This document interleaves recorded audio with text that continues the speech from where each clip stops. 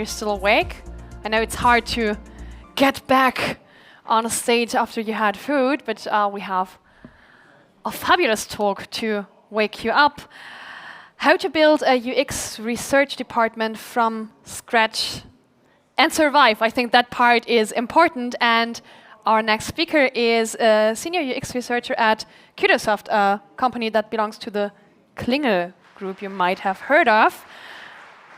I know it's right after lunch, but maybe because it's after lunch, loudly and warmly welcome Katrin Pereslavskaya.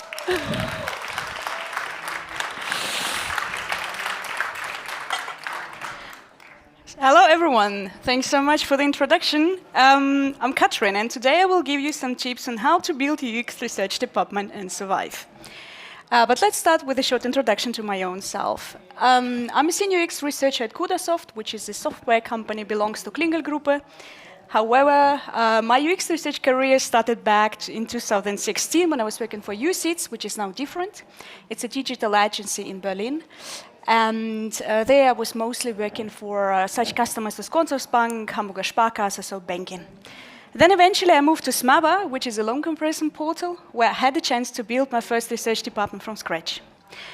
After that, I moved to Axel Springer and built a research department at Bild. And now I did the same at Klingel. So as you can see, I have solid experiences in building things from ground up, and that's why I chose this topic for my today's talk.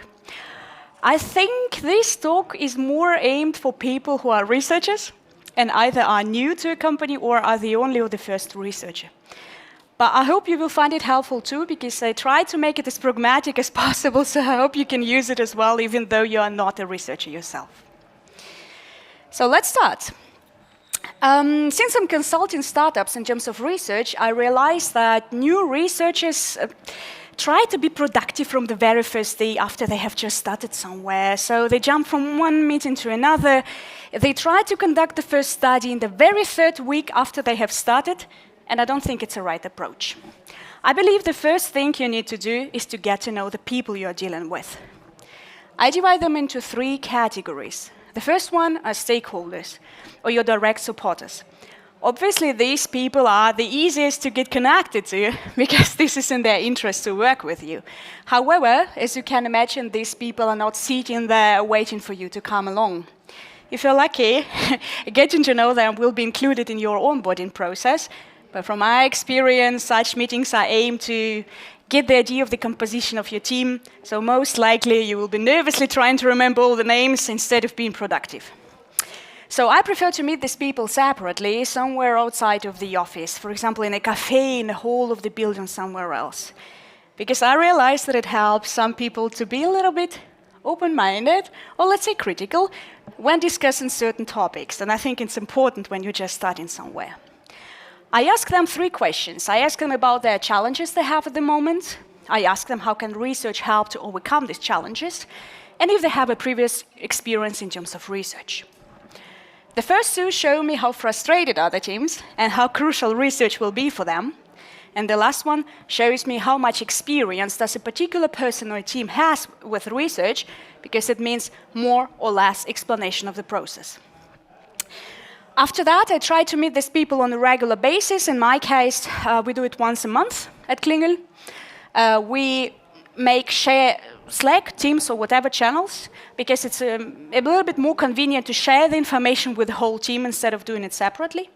And also they share their roadmaps with me, for me to get an idea what they plan in the next quarter, so I can plan my research roadmaps respectively. Then we have other people doing research. These people are very important to us researchers, because they are probably the only ones who know more about research, or research about the users, let's say, than we do. Because they sit on the phone when the user is calling to complain, or they analyze the user behavior on the website. This can be anyone. This can be CEM, marketing, market research, other UX researchers, you name it. I usually ask them as well 3 questions. I ask them about the type of data they collect, how they collect it, and how their work has been seen so far in the company. The first 2 give me an idea whom I need to address in case I have a particular question, and if we in fact can answer this question, Or do we have to buy new tools, implement new processes, or similar?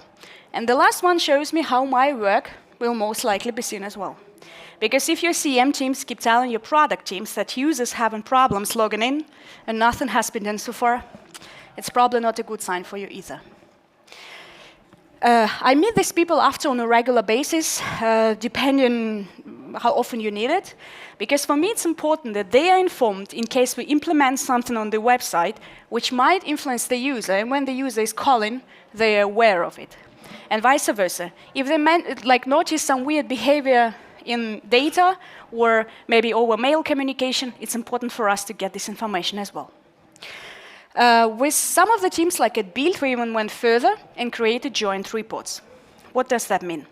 These people collect KPIs on a regular basis anyway. For example, they analyze what kind of topics have been mentioned most in the last month when the user is calling. Or they conduct NPS surveys. Or, for example, our marketing teams have conducted the quitter surveys to find out why people are quitting subscriptions. So they would do it anyway. They would just provide me this information. I would include it in my report, add my information from the latest research results, and present it in our KPI meetings to the product teams. Like that, you can increase the value of research as a whole, and not only of your UX research department. These are my favorites. We have a lot of them, detractors or non-supporters. Usually these people become non-supporters not because they have something particularly against you personally, but rather they have had previous bad experiences with research. They see research as an obstacle because in their eyes it slows down the development process, or they just don't understand what research does. So what I do is I usually bring two questions. I ask them about their concerns and where these concerns are coming from, for me to understand what is the status quo, so what I'm dealing with. After that, I bring a short presentation explaining UX. Depending on the amount of knowledge, I might explain the UX in general, like Agile, for example, Double Diamond, etc. And if not necessary, I would just focus on the methods I'm going to use, for example, like qualitative, quantitative, etc.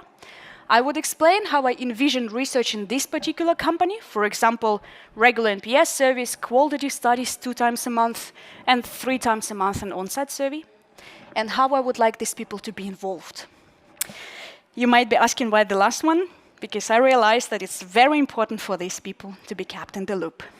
For example, if I'm planning a study that might influence them, I would ask for their hypothesis, share with them the questionnaire, invite them to the interviews, and share with them the research results after that. What also worked quite well for me is conducting a so-called pilot study. Why do I call it pilot? Because I wouldn't have it on my roadmap otherwise. I usually choose a topic for such a study which is not exactly UX related, because my background is in market research. For example, for one company, I compared the brand with all the digital touchpoints with a human being and asked people, like, how would you imagine this human being? From my experience, for people who are not familiar to research at all, it's a little bit more exciting to hear the feedback on such a topic than, let's say, if you just had a click dummy test where all the 5 users would go through the same fixed scenarios, and we might hear one and the same feedback from 5 people, because that happens. So for such a study, think outside the box, be creative, because the aim of such a study is not to bring any huge value to the company, but rather to give you people an ability to experience research, hear something directly from the user, and be like in the middle of it. So try it. So all that helped me to stop building the relationship with these people, and believe me, it gets better with time. So let's imagine you are now networked, all works well, so now it's the time to start making your research visible and accessible. And I brought a couple of examples how you could do that. So, when explaining research, I wouldn't stop with a short presentation to your non-supporters, but rather try to use any possibility to promote the research in the company. For example, all hands is a great possibility to do that. I brought some examples from my presentations which I used for Build for the all hands. Obviously, all the data is faked. I just wanted to show you how it might look like. So find a catchy name and use it all the time. So people associate it immediately with you. Since I've built the research department from scratch there, I called it from zero to hero. Explain what you do. In my case, I was not only responsible for UX research, but also for some parts of the market research. Also, I was enabling product teams to do the research themselves, etc. Show what you have achieved. Show how many studies you have conducted. Is there something extraordinary in terms of research you have done? Show with how many users you spoke, how many users you addressed over your surveys, and show maybe what kind of methods you have already used. Please be aware, if you're using such terms as click dummy tests or card sorting, you might need to explain them depending how familiar are the people, because it's all hands. A lot of people have no idea what UX research is. Show how great you are and use numbers. Somehow numbers stay in mind of people much better than anything else. So in my case, I've built the research database as well as a user panel. And you could show, for example, what kind of information this database contains, how many nuggets, insights, NPS reports, users, anything. In terms of user panel, if you have it, I would recommend showing how much money you are saving to the company, because upper management loves seeing you saving the money. And it's actually very easily to calculate. You just basically take the amount of money you are spending for external recruitment, multiply it to the amount of money per month, then per year, and then have your number, which is usually quite high. And the last one, this is my design team and myself redesigned the overlay for NPS surveys, as well as we automated and redesigned NPS reports. So if there is something which you had an impact on, I would recommend showing that as well. And the last one, engage them right away. This one is kind of connected to the pilot study I mentioned, but it goes even beyond that, because you give your people a chance to become the participants of your study yourself. What we did there, we chose a topic which was relevant to a company back then. It was video related. And as you can imagine, all of us have some experiences with videos, Netflix, YouTube, anything. And we, like with the scanning of this QR code, the people could choose a time slot and become the participants of my interviews. Like that, they would have a chance to experience how it feels being in the user's shoes, try our prototypes, and see how I do the interviews. So try that. But don't forget to revalidate the data with real users. What you can also do is creating a regular research newsletter. One thing to mention here is the consent. I usually take kind of like a Slack or Teams channel where the whole company is present, share like Google Forms there and ask people to enter the email address if I'm allowed to contact them, because I don't want to disturb someone who doesn't want to see that. It's a little small, but it's just parts, like I cut parts of the newsletters I was sending at Build. So the image up there you see was created especially for me and my own purposes by my design fellows. And I think it's important to have a standalone image which would immediately be associated with you. I was using that for newsletters, channel, my research channel, database, etc. So if you have a chance, ask your designers to help you. Then there is a short introduction, basically saying what is this newsletter for and what's the goal behind it. Well, then what you could do is to share the information of the studies from the last month, both qualitative, quantitative. I would also recommend include some screenshots because, for example, we had the test of picture-in-picture video player, which is obviously a term for us product people, but for someone who is not, it might need an explanation, and a screenshot helps a lot. Also, I would recommend, I cut it there on the right side, include the short summary of the research results, because you will have people who will not go to your data bank to read it like a detailed version of it. That's why I think it's important to keep it short in the newsletter. But for people who would like to know more, include these red buttons. They would just like go to link to my data bank where people can read a little bit more about that. I also include the introduction of the coming studies, then kind of like cut best-ofs from the interviews. And the last one, since it was like one of the first newsletters I've sent, we also included the presentation of us, so people are aware who is behind this whole thing. And down there, people have a chance to unsubscribe or to give you the feedback, which is important. All right, so this one is my favorite, actually. In case you don't have it yet, do it. We have created back then a research Slack channel to share the information which might be relevant to the teams. You can share research results or other studies, for example, from the internet or maybe from other research departments in your company, KPIs, reports, announce common studies, do quizzes and ask for opinion. Very small and in German, bear with me, I'm working for German-speaking companies. So these are 4 examples from such a channel. The first one, our market research department conducted this study on our target audience, and I think it's important for our product people to know for whom we're building the product, so I share this information with them, including the introduction of the market research department. The second one is myself doing the summary of the research study I have conducted, and also I always do these best-ofs from the interviews, the short video clips with the most important quotations, both positive and negative. Then there was a survey on the topic of catalog, which was very relevant to the company back then, and this would be myself sharing the results. And the last one is the automation of the A table, which I will speak about in a second, which introduces the common study. So basically, people would just have to click on the link, and they would get all the information about when is the study, which link they need to use, questions, whom we are going to ask, which topics, prototypes, everything with one click. So as you can see, it's not a lot of work, a lot of smileys. I kind of not a big fan of smileys, but it kind of works there. So find your way, and it works quite good. Due to the lack of time, I have to stop here with the all visible thing, because there is one topic I want to speak about as well. But there are quite a few things which you could do otherwise. So if you have any questions about that, please feel free to address me after this presentation, and I can eliminate on some of them. Okay, so now you are networked, everything is accessible and visible, you're doing fine. What you have to do now is to save your data properly. If I asked you how you save your research results, some of you would probably say, oh, Katrin, we do these Figma or PowerPoint presentations. They're like 50 pages long. It takes us 2 weeks to make them, 3 hours to present them. We keep them on Drive, on Confluence. No one ever opens them after, which is okay, but it is not sustainable.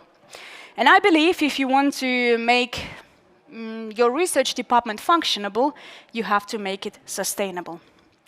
A few years ago, I accidentally came across a podcast of the Mixed Methods community where they spoke to the former head of UX at WeWork, Thomas Sharon, where he explains why they have decided not to use reports, but rather build a database. According to Thomas, and I'm going to quote him now because he would say it much better than I do, they solved 4 different problems with such a research database. The first one is a bad research memory. Imagine the following situation. You are like one of the 10 researchers in the company. You got a new study to conduct, and you're thinking, have we done something on that before? So you write these people a mail and ask them, folks, do we have something? 5 of them come back to you with a proud, yes, of course we did. 5 never came back to you, although they had to, but they just don't remember what they did 2 years ago. And then you go through the research results, and you decide to conduct the study anyway. Then we have research silos. Like already mentioned, there are so many departments doing research. We're doing it all, and none of us are making sense from each of these parts. And this is kind of a problem. Then we have these reports, which are very time-consuming to create. But apart from that, they also focus on a particular topic of the research study. But all of us who do research, we know that sometimes over the study, we collect the feedback on something which was not related to the topic, but might be relevant in general to the product teams. And such reports fail to convey this information, as well as they're not granular enough to be used in the future. And then we have research dictatorship, which is my favorite, but it's true. Your product teams would have to ask you to go through the research results and make sense out of them, which is fine, because it is your work. But let's imagine they would just have to need the information on a particular feature and its development through the last year. They would still have to wait for you, and this is a problem. So basically what they did is they created this tool called Polaris, And it's not only a database, it's also a way based on which research results can be analyzed and structured. You can imagine it as a triangle with diamonds on top, nuggets in the between, and insights down there. So let's start with diamonds. I refer to a diamond as a general truth, or something which remains true for a certain amount of time. Diamonds are usually collected from market research or ethnographic research or analytics, so it already says us it is something big. It's, I would say it's the biggest finding from a qualitative study. They describe a situation, but they don't answer the question why this something happens. Let me give you an example for you to get an idea.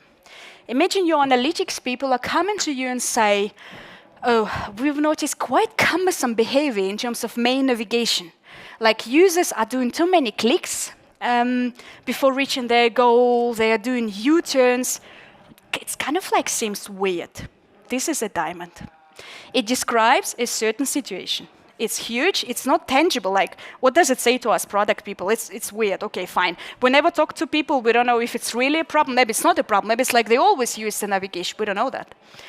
So, to find out what does that mean, you would have to conduct a qualitative study, click dummy test basically, or a classical usability test, where you would invite your people, ask them to use navigation, and get the feedback why it doesn't work. And this is where we get insights and nuggets from. A nugget is basically a topic which consists of several insights. It's also descriptive, but it's more tangible, so you understand that there is something there. We can work with it. And as well as insights, nuggets are collected from usability tests of any type. Let's start with the example of the main navigation. A nugget in such case would be, let's imagine you have conducted this study and you find out your main navigation does not work. This is a nugget. This is tangible. This tells you, okay, we have a problem. Something does not work. We validated it. But still it doesn't answer you why. And this is where you kind of get your insights. In this case, insight is the smallest piece of information collected from usability study of any type. And this, compared to others, is very actionable. In this case, it could be your main navigation has too many sub-areas. The name of the sub-areas are not in conformance with expectations, and the content doesn't make sense. So as you can imagine, from something which is really vague, we're coming to something which is more tangible, and then we get an idea why. And this is basically how they analyze the research result. It's called Polaris system, and I'm still using it from since 2018. You could try it, it's quite helpful. So, like just mentioned, I've built my first database back in 2018 when I was working for Smaba. Unfortunately, we didn't have such great technical resources as WeWork does. That's why I was forced to search for a tool which would give me a chance to build this database with no technical effort. And this is when I encountered Airtable. Airtable is basically a user-friendly platform for relatable databases. And accidentally, they have already a template for Polaris, which I also linked in this presentation. I must say, this template has to be adapted drastically because it's very WeWork related, and a lot of areas just don't make sense for our product teams. But still, you get an idea how you could build it. It's kind of like already at least there. So far, I've built 3 databases, and all of them were very different because the needs of the teams vary drastically. So I would recommend you, if you want to do something like that, sit together with your product people and design people, discuss with them this topic, ask them what would bring them the most value in terms of research results, and based on it, make a first draft and then iterate on it. Unfortunately, I cannot show you any examples of such databases because they contain sensitive information. But for you to get an idea, this database doesn't have to just include the research results. It can include your business or user impact, information about personas, NPS reports, all planned studies, automations, like for example in my example at Klingel, you saw that I used automations to inform people about the coming studies. As well as in my research team, we use it as a research backlog, so we don't use Jira. All right, but as you can imagine, a database is a topic of itself. But unfortunately, due to the lack of time, I would love to move to the last slide of my presentation and wrap up on it. So, key takeaways: build your network within the company, increase visibility of research, and make your research sustainable. Thank you very much. I hope you enjoyed the talk. Thank you so much. And you might know what comes. We have 5 minutes left, so which questions do you have? We still have that microphone in the center, so that you really have to expose yourself when you want to ask a question. Nobody can hide. There's a question. Is there another one?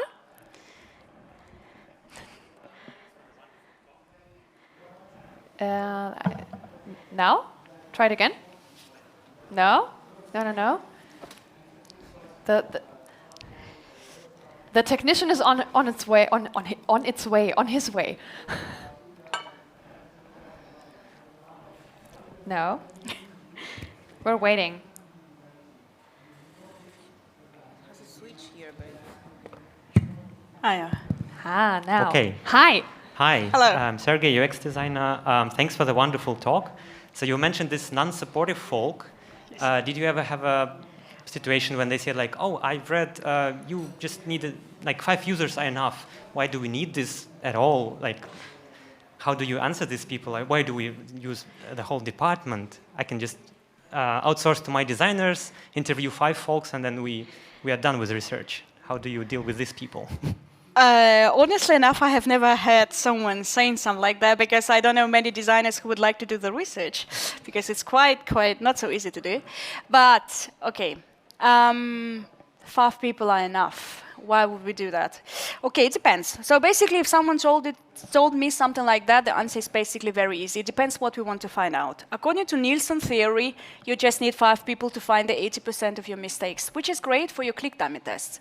But how about, for example, if we analyze the trends? How can I do it with 5 people? So it's like this is the difference between qualitative and quantitative research. So I would basically explain the person why would I need the qualitative research and why would I need the quantitative one to get an idea.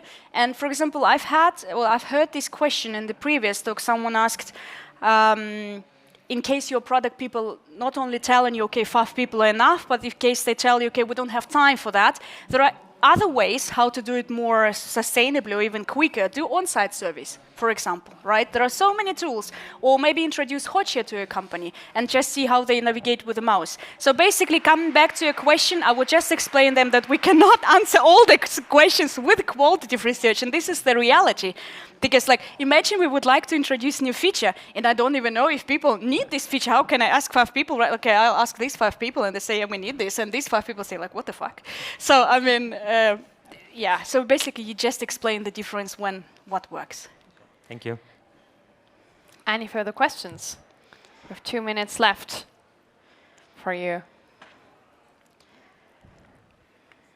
Everyone's a bit careful. Who's on LinkedIn? Who has their phone with you? Put out your phone.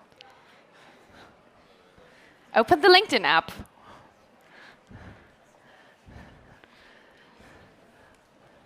Everyone there? It would be a horrible photo now to see everyone on the screen.